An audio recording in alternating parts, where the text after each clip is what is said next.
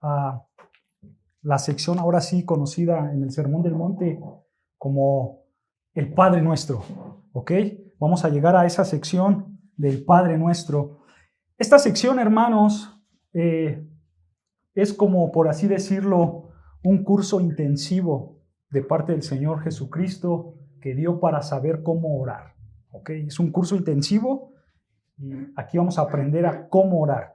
Entonces, vamos a profundizar un poco en esta sección conocida como el Padre Nuestro.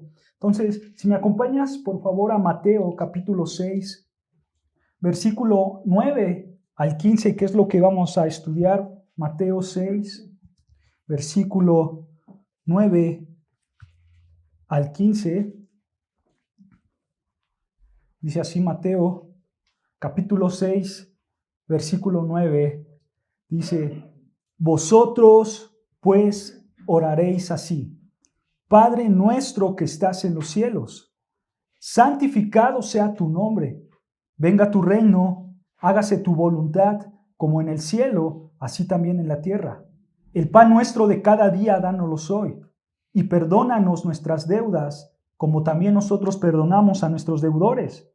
Y no nos metas en tentación, mas líbranos del mal, porque tuyo es el reino y el poder y la gloria por todos los siglos. Amén. Versículo 14. Porque si perdonáis a los hombres sus ofensas, os perdonará también a vosotros vuestro Padre Celestial. Mas si no perdonáis a los hombres sus ofensas, tampoco vuestro Padre os perdonará vuestras ofensas. Nota, hermano, ¿para quién va dirigida estas palabras? Desde el versículo 9 al 15. Empieza ahí el versículo 9, nota, empieza con una palabra. Dice vosotros, vosotros, o ustedes, ustedes. ¿Quiénes ustedes? ¿Quiénes son ustedes? Bueno, recuerda, hermano, que el Señor se está dirigiendo principalmente ¿a quién? A sus discípulos. ¿Ok? Mateo 5:1. Se está dirigiendo a las multitudes y a sus discípulos. ¿Ok? Entonces el Señor Jesús les dice a sus discípulos en el versículo 9, ustedes discípulos. Ahora, nota la siguiente palabra. ¿Ustedes qué? Pues. Esta palabra se puede traducir por lo tanto. Ustedes, por lo tanto.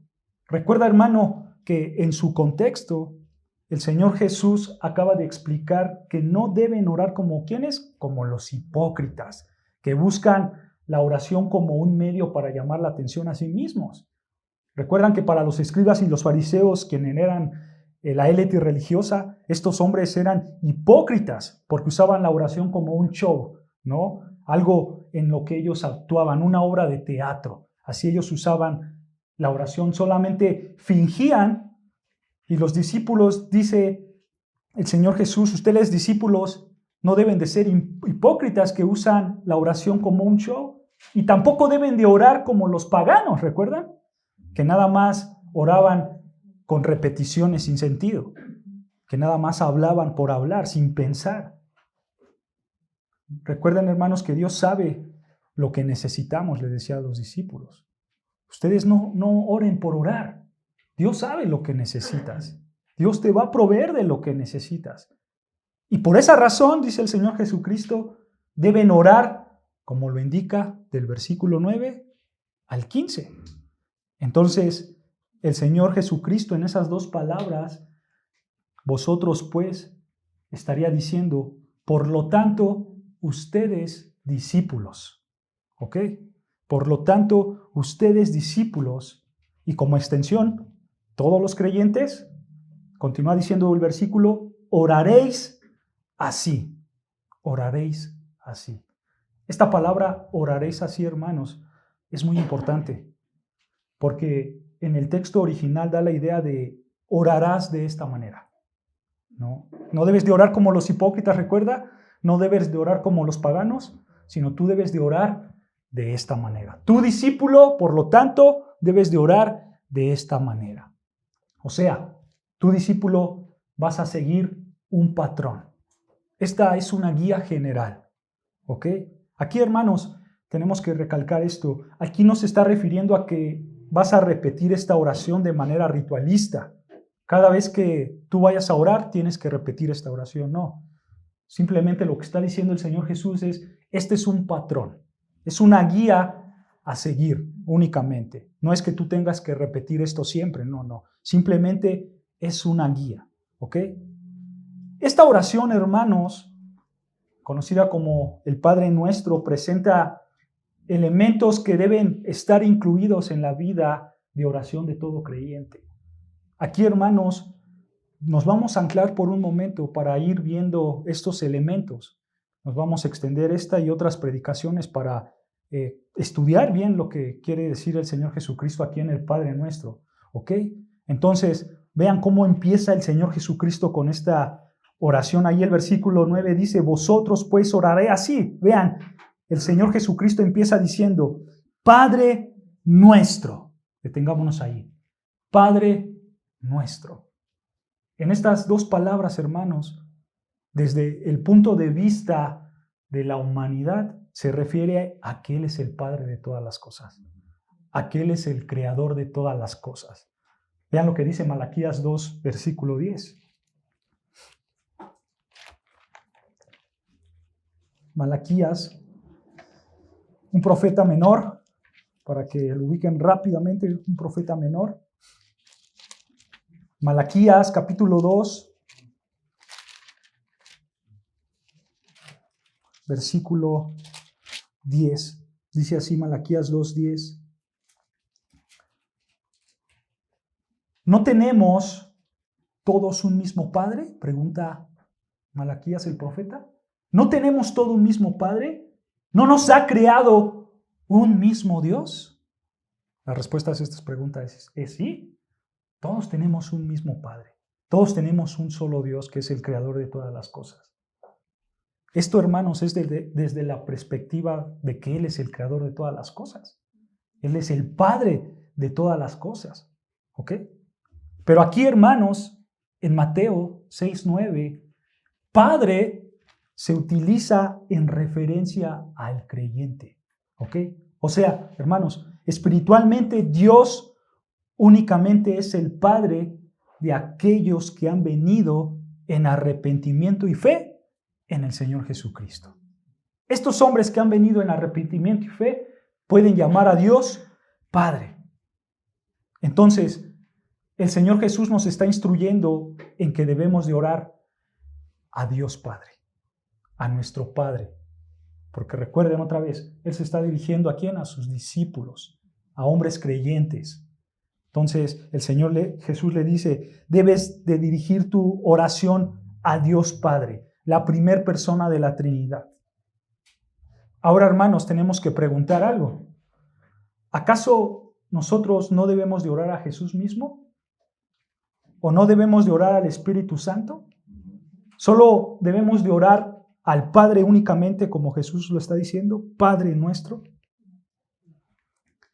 Si se han dado cuenta, hermanos, en el estudio de su palabra, y espero que todos estudien la palabra de Dios, normalmente, hermanos, las oraciones van dirigidas ¿a quién?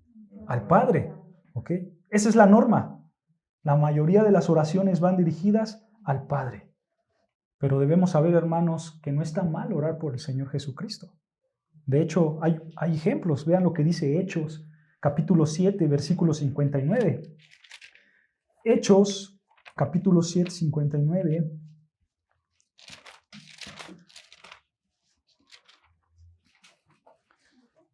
Hechos, capítulo 7, versículo 59. Dice así la palabra de Dios. En contexto, hermanos, aquí estaba Esteban y lo habían agarrado para apedrearlo.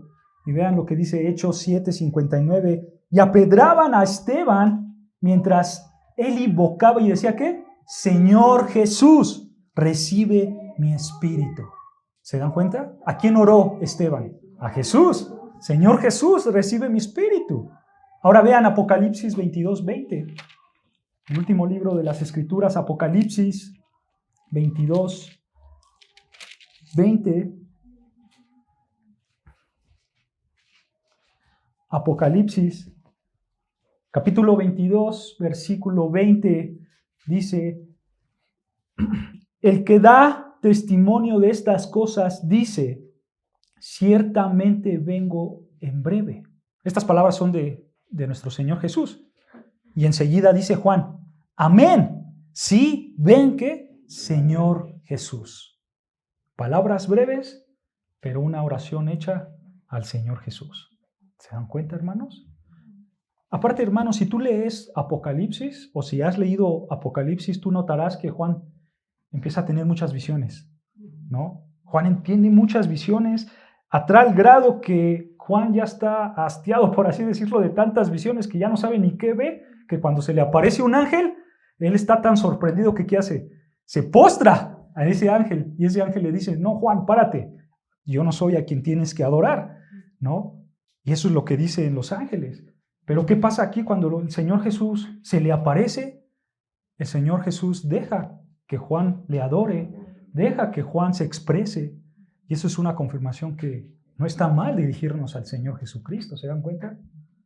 Entonces, hermanos, no está mal orar al Señor Jesús. Ahora, ¿qué hay del Espíritu Santo? ¿Está mal orar al Espíritu Santo?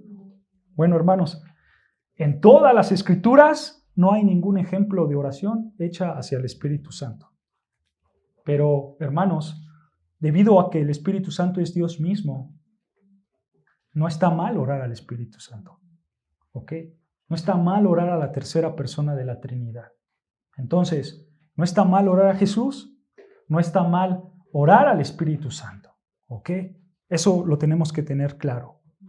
Para cuestiones prácticas, el Señor Jesús dijo en Mateo 6:9, Padre nuestro.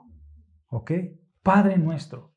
Regresando ahí, hermanos, a Mateo 6, versículo 9, ahí en esta palabra Padre nuestro, nota que el Señor Jesús está hablando en plural, ¿no? Él está diciendo, Padre, ¿qué? Nuestro. Él no dice Padre mío, aunque en un sentido, hermanos, y a nivel personal, íntimo, sí es su Padre. Pero nota, aquí hay un sentido colectivo. ¿Ok? Por ejemplo, vean, Mateo 6:9 dice, Padre nuestro. Versículo 11, el pan, ¿qué? Nuestro de cada día. Versículo 12, y perdónanos nuestras deudas, como también nosotros perdonamos a nuestros deudores. Versículo 13 dice, y no nos metas en tentación, mas líbranos del mal. ¿Se dan cuenta, hermanos? Hay un sentido colectivo aquí, ¿ok?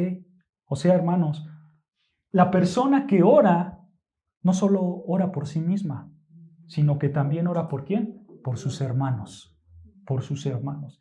Y hermano, si tú lo quieres llevar más allá, también oras por otras personas, incluyendo a los incrédulos, a los no creyentes.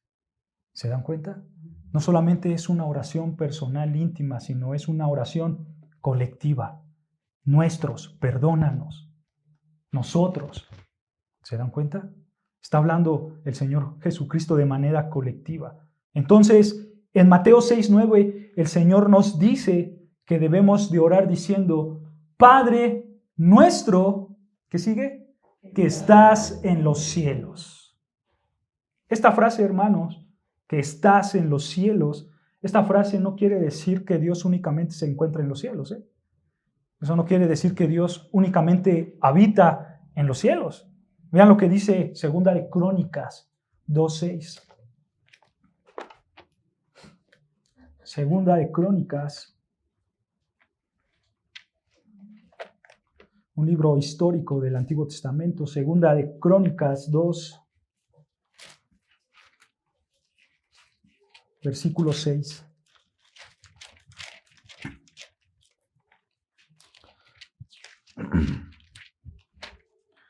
Ya lo tenemos. Segunda de Crónicas 2:6 dice, mas, ¿quién será capaz de edificarle casa? Escuchen, siendo que los cielos y los cielos de los cielos no pueden contenerlo.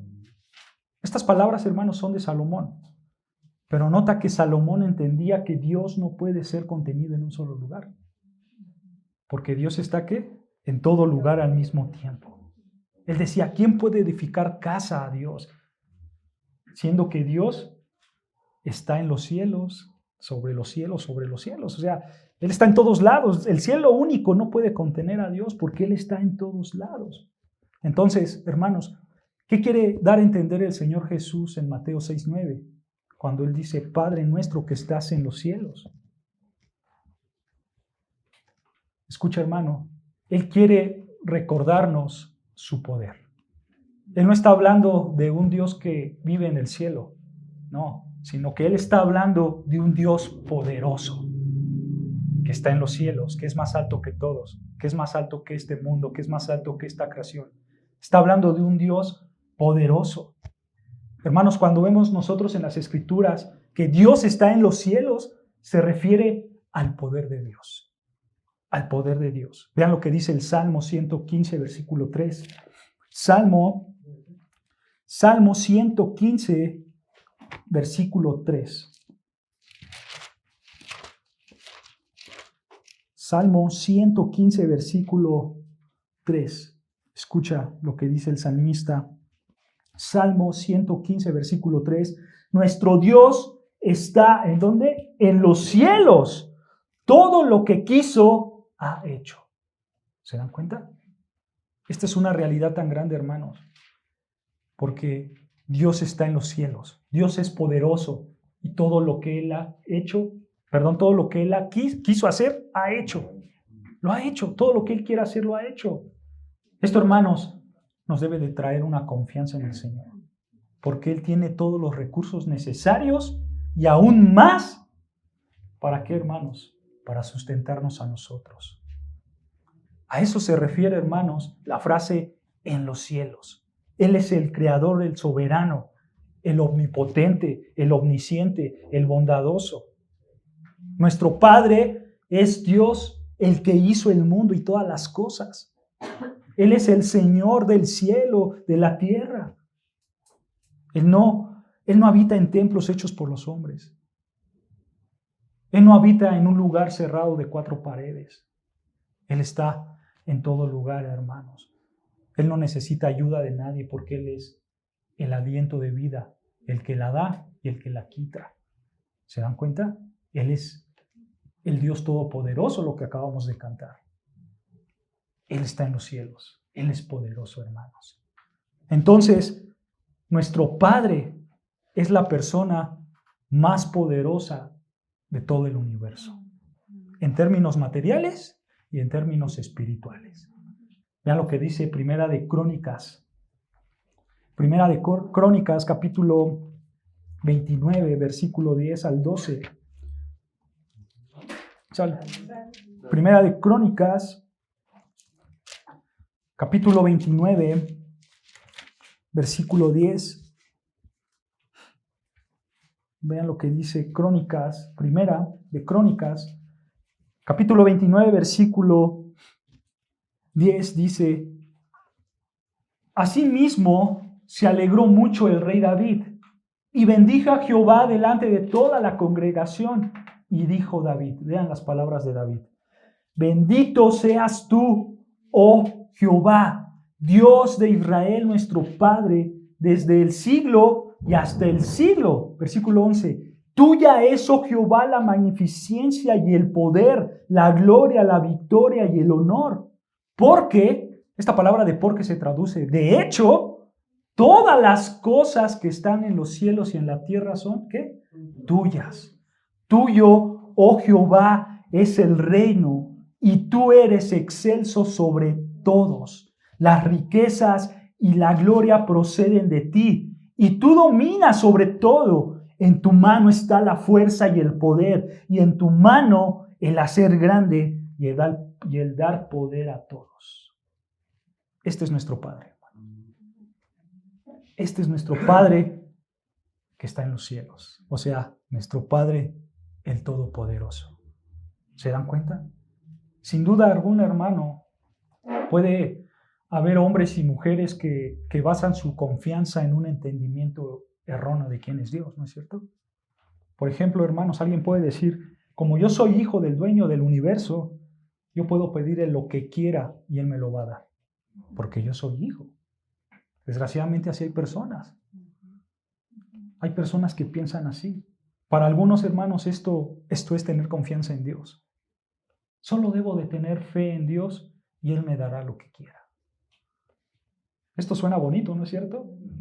Pero Dios, hermanos, hay que recordar que Dios no es un tipo de mago que tienes que frotar una lámpara con esa oración y sale el mago y te cumple tus deseos. No, ese no es Dios. Si tú piensas eso de Dios, entonces tú no estás pensando en el Dios verdadero. Esa es la verdad, hermanos. ¿Sí? Dios es nuestro Padre, pero como cualquier otra enseñanza bíblica, hermanos, debemos interpretarla de acuerdo al resto de las Escrituras. Y entonces nosotros vemos en las Escrituras y entendemos que Dios quiere que oremos, ¿sí? Porque tenemos una relación íntima con Dios. Y sí, hermanos, Él tiene los recursos necesarios para suplir nuestras necesidades, pero todo de acuerdo ¿a qué? A su voluntad soberana. Esa es la realidad, hermanos. Ese es el Dios verdadero, el que nos oye, el que tiene el poder de todas las cosas, pero el que nos bendice de acuerdo a su voluntad soberana. Hermano, tú tienes que recordar que el propósito de la oración es glorificar a Dios. Ese es el propósito de la oración, que Dios se glorifique a sí mismo. El propósito de la oración no es que la oración se acomode a nuestros deseos, no. La oración se tiene que acomodar a glorificar a Dios. Eso es una realidad, hermanos. La oración no es un medio en el que yo alcanzo lo que quiero, no.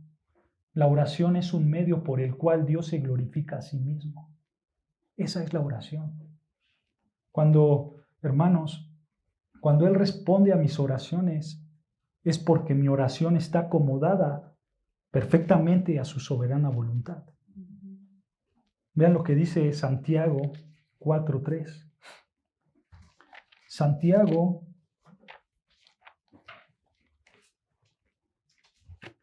el hermano del Señor Jesucristo, medio hermano del Señor Jesucristo. Santiago 4, versículo 3. Seguramente ustedes han leído estos versículos, hermano. Este versículo de Santiago 4:3. Vean lo que dice Santiago, capítulo 4, versículo 3, dice: pedís y no recibís. O sea, hermanos, detengámonos ahí tantito. Tú puedes pedir, ¿no es cierto? Pero eso no quiere decir que vas a recibir. ¿Por qué? Vean, continúa diciendo: porque pedís mal para gastar en vuestros deleites. ¿Se dan cuenta? Tú puedes pedir, sí, pero la mayoría de las veces pides mal, por eso tu oración no es escuchada. Ahora, vean lo que dice Primera de Juan.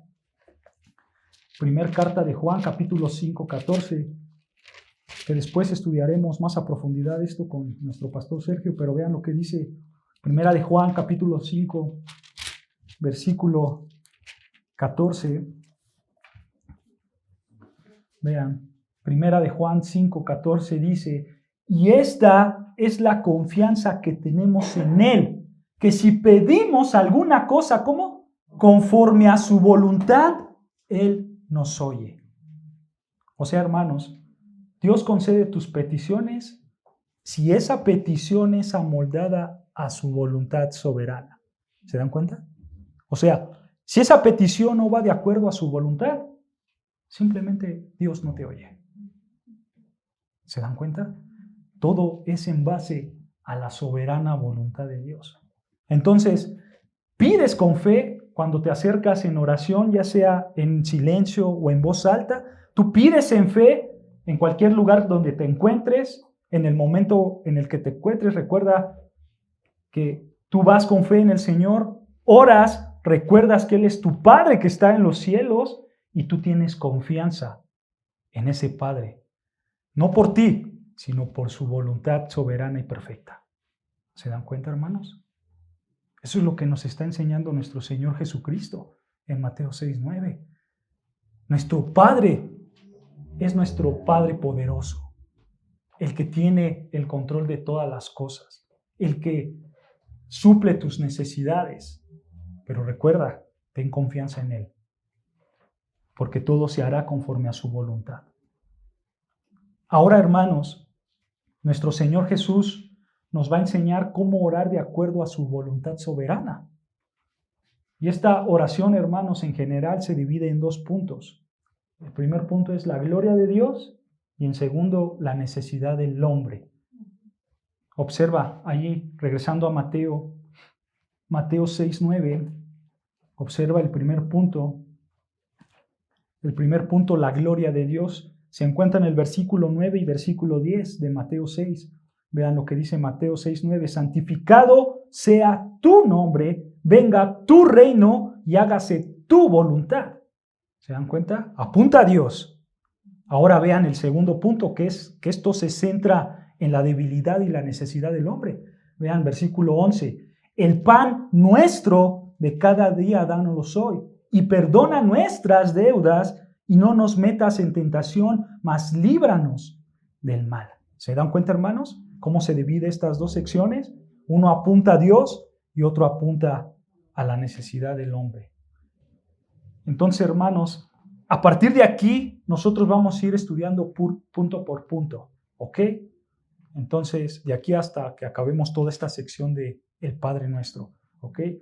El primer enfoque, hermanos, que nosotros vemos aquí y que está en el versículo 9, es el enfoque de exaltar a Dios. Exaltar a Dios.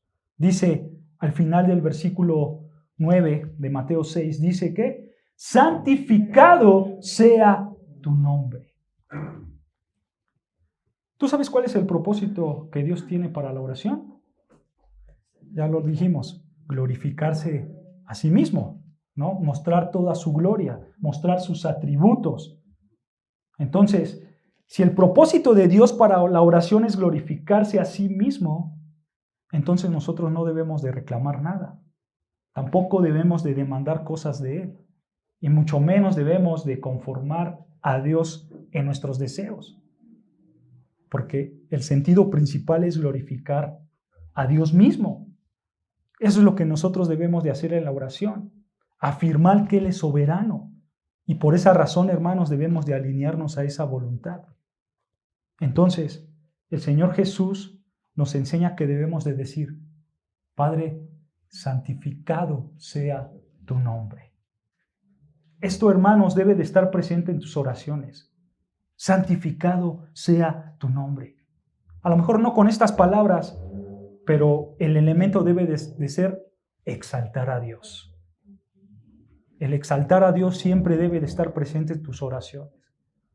Hermano, la verdadera oración, escucha, está centrada en Dios mismo. No en el hombre, sino en Dios. Nota ahí en el versículo 11 que dice, el pan nuestro de cada día, ¿qué? Dánoslos hoy. Dánoslos. Esta petición reconoce que Dios es el proveedor y sustentador de todas las cosas. Con esta petición, hermanos, reconocemos que Él tiene que darnos lo que necesitamos porque Él es el proveedor. ¿No es cierto? Vean versículo 12. Y perdónanos nuestras deudas. Perdónanos. Esta petición, hermanos, tiene que ver con la necesidad humana, como la versículo 11 y versículo 13. Pero aquí, hermanos, está apuntando a la santidad de Dios. Él es santo. Y al mismo tiempo vemos su misericordia, ¿no es cierto? Porque Él nos perdona de nuestros pecados. Él es fiel y justo para perdonar. Entonces, hermanos, aquí todo está apuntando a la justicia y a la santidad de Dios. Porque el pecado tiene que ser juzgado, pero nosotros podemos proclamar y clamar y decir, Señor, perdónanos. Somos pecadores. Y Él con misericordia te perdona. ¿Se dan cuenta?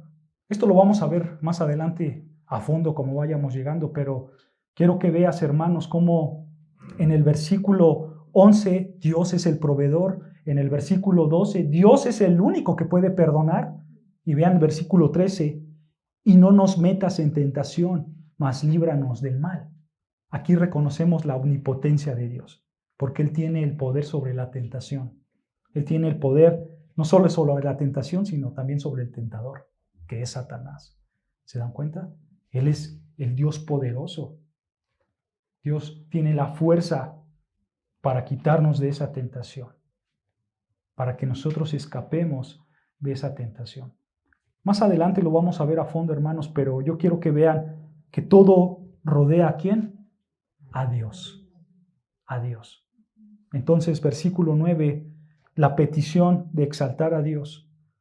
Toda la vida del creyente, toda la oración del creyente debe de ser centrada ¿en quién? En Dios, en su gloria, en quién es Él. Dice ahí, santificado. Esa palabra de santificado apunta a que Dios debe de ser reverenciado, honrado, santificado. Eso quiere decir santificado. Él debe de ser honrado. Ahora, ¿qué debe de ser reverenciado? ¿Qué debe de ser honrado? Dice ahí, santificado sea su nombre. Su nombre debe de ser reverenciado. Ahora, hermanos, ¿qué es el nombre de Dios? ¿Acaso se está refiriendo a las letras? ¿Acaso se está refiriendo a lo que se escribe?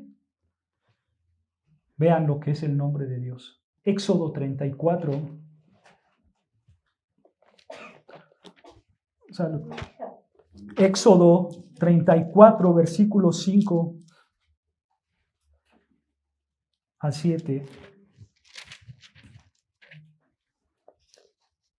Éxodo 34, versículo 5. Ya lo tenemos. Éxodo 34, versículo 5. Dice, y Jehová descendió en la nube y estuvo allí con él, o sea, con Moisés. Acuerden, aquí está Moisés subiendo al monte. Y Jehová descendió en la nube y estuvo allí con él. Escucha, proclamando el nombre de Jehová. ¿Ok? Moisés estaba proclamando el nombre de Jehová. Los versículos 6 y 7, hermanos, nos muestran qué es el nombre de Jehová. Vean, versículo 6. Y pasando Jehová por delante de él, proclamó. Si se dan cuenta, hermanos, esta parte del versículo 6 con la del versículo 5 suena un poco igual, ¿no? Nada más que la diferencia es que el versículo 5 dice proclamando el nombre de Jehová. O sea, el versículo 5 es un resumen. Y ya después en el versículo 6 nos da el contenido específico de lo que proclamó Moisés. Vean lo que proclamó Moisés, versículo 6, y pasando Jehová por delante de él, proclamó, escuchen, Jehová, Jehová, fuerte, misericordioso y piadoso, tardo para la ira y grande en misericordia y verdad, que guarda misericordia a millares, que perdona la iniquidad, la rebelión y el pecado, y que de ningún modo tendrá por inocente al malvado, que visita la iniquidad de los padres sobre los hijos y sobre los hijos de los hijos hasta la tercera y cuarta generación. Entonces, ¿qué es el nombre de Jehová? Escucha, es ver quién es Dios y qué hace. Eso es el nombre de Jehová. Ahí dice, Él es justo, Él es misericordioso, Él es fuerte, Él perdona, Él juzga, etc. Este es el nombre de Jehová. Escucha, hermano, la suma de todos sus atributos y lo que Él hace. Entonces, el nombre de Jehová se refiere a quién es Él. Esto incluye sus cualidades y sus atributos. A lo largo, hermanos, de todo el Antiguo Testamento encontramos nombres y títulos de Dios, ¿no es cierto?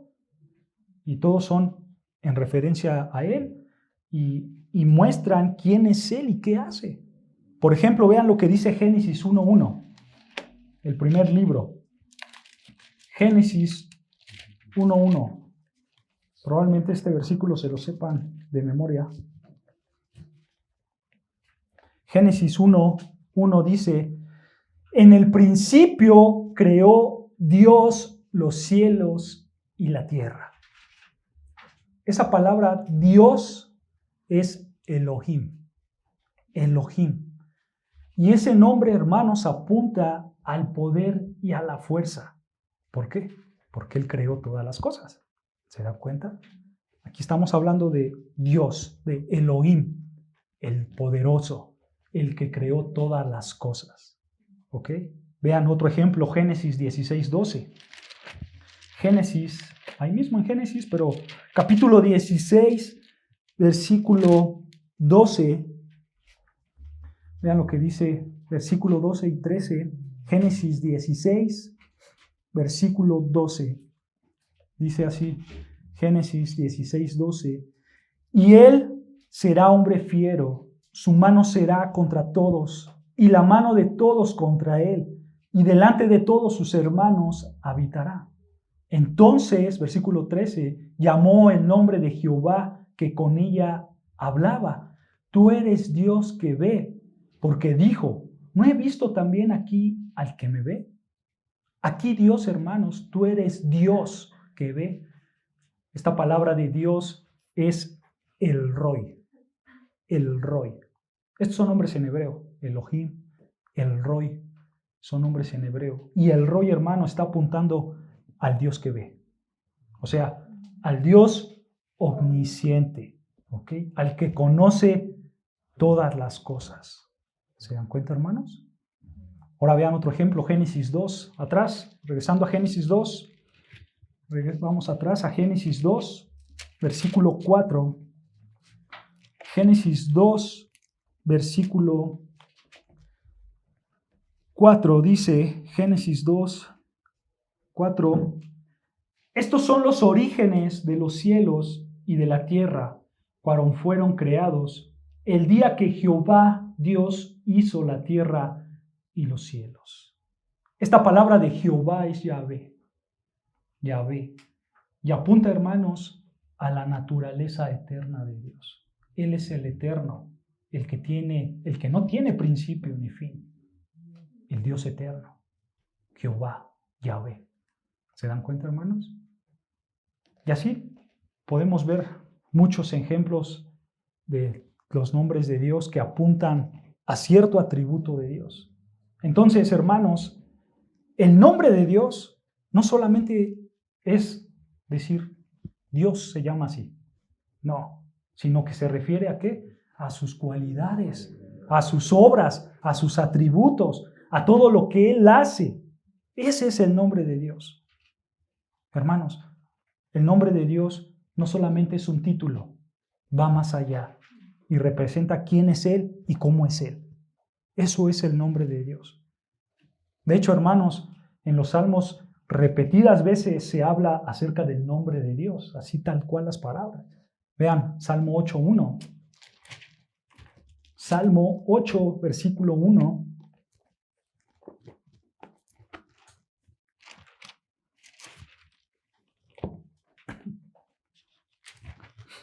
Salmo 8, versículo 1.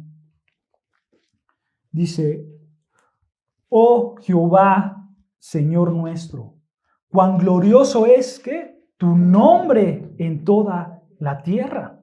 La idea aquí, hermanos, es cuán glorioso eres tú, ¿no? Por lo que tú eres, por lo que tú haces. Vean versículo 9. Oh Jehová, Señor nuestro, cuán grande es que tu nombre en toda la tierra. Cuán grande aquí es, cuán grande eres tú, por lo que tú eres, por lo que tú haces. ¿Se dan cuenta? Vean, Salmo 9:10. Allá adelante, un salmo adelante. Salmo 9, versículo 10. Un salmo después, Salmo 9, versículo 10 dice, en ti confiarán los que ¿qué? Conocen tu nombre.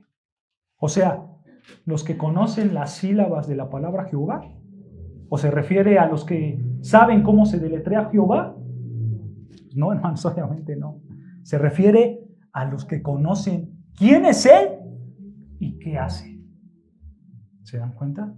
Salmo 22:22, vean más adelante Salmo 22:22.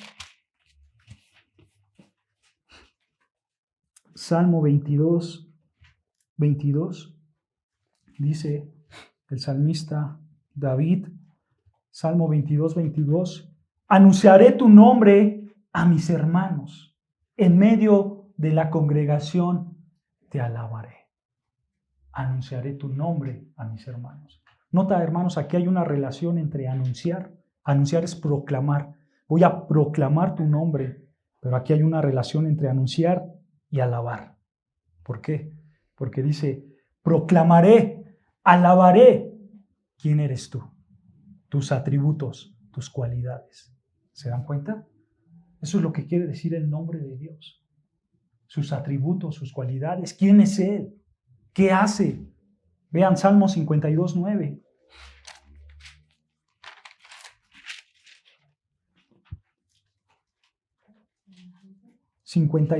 Salmo 52, versículo 9.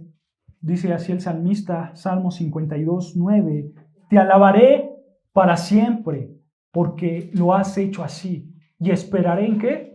En tu nombre, porque es bueno delante de tus santos. ¿Cómo que esperaré en su nombre?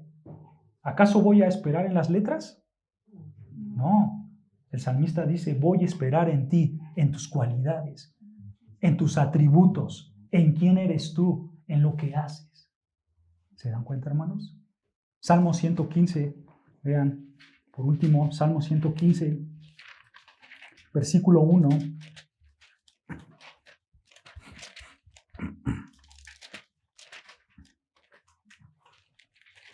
Salmo 115, versículo 1, dice el salmista, Salmo 115, 1, no a nosotros, oh Jehová, no a nosotros, sino que, sino a tu nombre da gloria por tu misericordia, por tu verdad.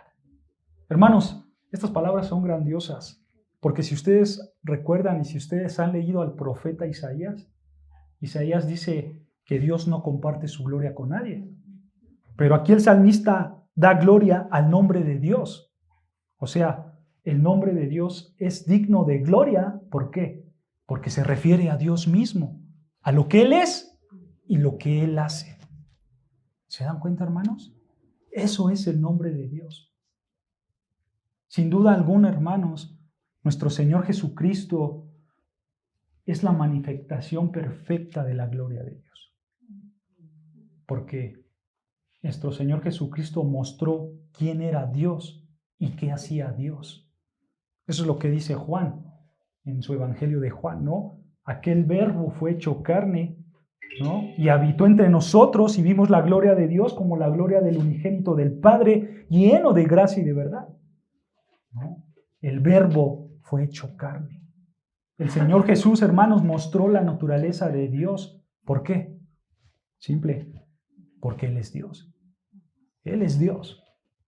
Obviamente, hermanos, entre más conocemos a Dios, más confianza tenemos en Él. Por eso dice el Salmo 9, ¿recuerdan? En ti confiaré. Los que conocen tu nombre confiarán en ti.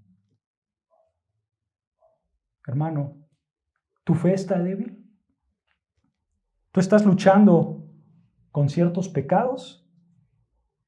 Si somos honestos, hermanos, tendremos que decir que sí. Todos luchamos con pecados. En ciertas ocasiones nos sentimos débiles espiritualmente. Entonces, ¿cómo me fortalezco? ¿Cómo odio más al pecado? ¿Cómo fortalezco mi capacidad de resistir a la tentación? ¿Cómo lo hago? Ya lo leímos en el Salmo 9:10, conociendo el nombre de Dios. Conoce el nombre de Dios. O sea, conoce quién es Él y cómo es Él. La única manera de conocer a Dios, hermanos, es por medio de su palabra escrita. Estudia las Escrituras. Ve quién es Dios, cuáles son sus atributos, qué hace. Para finalizar, hermanos, regresando allá a Mateo 6:9, en esa parte cuando el Señor Jesucristo dice, santificado sea tu nombre. Estamos aquí, hermanos, atribuyéndole a Dios la santidad que Él siempre ha tenido. Santificado sea tu nombre. Santificar el nombre de Dios es reverenciarlo, es honrarlo, es glorificarlo, es obedecerlo. ¿Por qué quieres? Porque por lo que Él es y por lo que hace. No por ti, sino por lo que Él es y por lo que Él hace. Hermanos, nosotros debemos de contemplar los atributos de Dios y sus virtudes. Eso nosotros hacemos cuando en nuestras oraciones decimos: Padre nuestro, santificado sea tu nombre. En otras palabras, Padre, tú mereces la gloria y tú mereces la obediencia, porque eres justo, porque eres santo, porque eres fuerte, porque eres amoroso, porque eres misericordioso, porque eres tardo para la ira. Y ponle todos los atributos de Dios. Reconoce, hermano, quién es Él en tus oraciones. Así es como debes de empezar a orar, sabiendo quién es Él y cómo es Él. Oremos al Señor, hermanos.